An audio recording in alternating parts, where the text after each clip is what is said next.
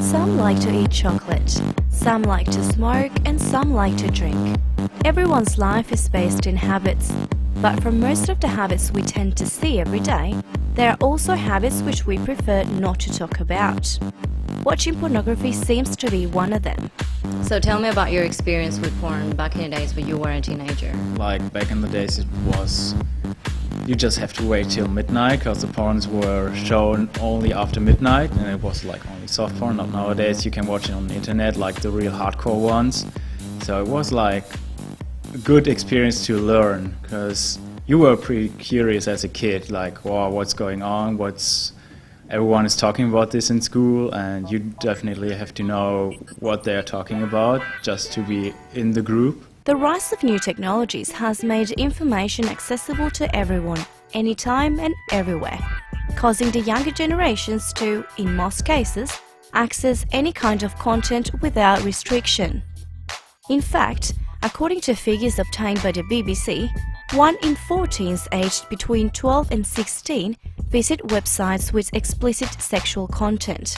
We spoke to psychotherapist Victoria Morrissey, who explained the effects and potential consequences pornography can have in a young person's life. Well, it's very confusing for the younger generation because they have so much access to pornography now compared to years ago, so they can access it on their phone, on their laptops, quite readily and freely.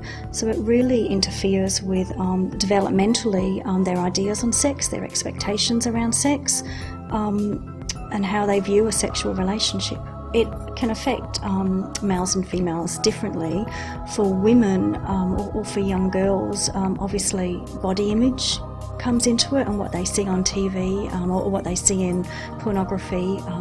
They might compare themselves a lot to that, even though they compare themselves obviously hugely to lots of other images in the media these days as well, but comparing themselves to what they see in pornography would be a big one to girls. And also how those women behave, and these are young girls that we're talking about without the life experience, and that can really affect them. They can have an idea that that's what boys and that's what men expect in relationships.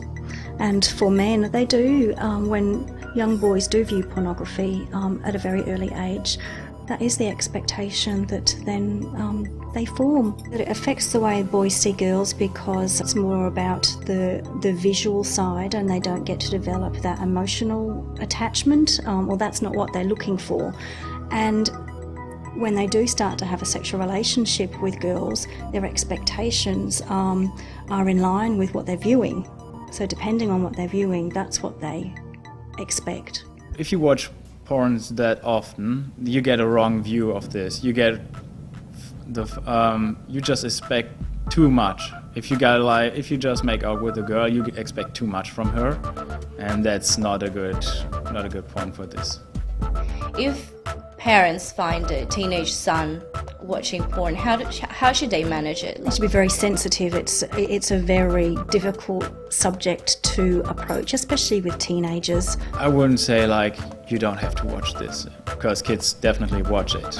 And I think in 20 years, I don't know what the internet is becoming to, but it's probably so much easier than now to find the porn sites. So kids definitely will know or will find the sites to watch this, and they should find their own way in this case.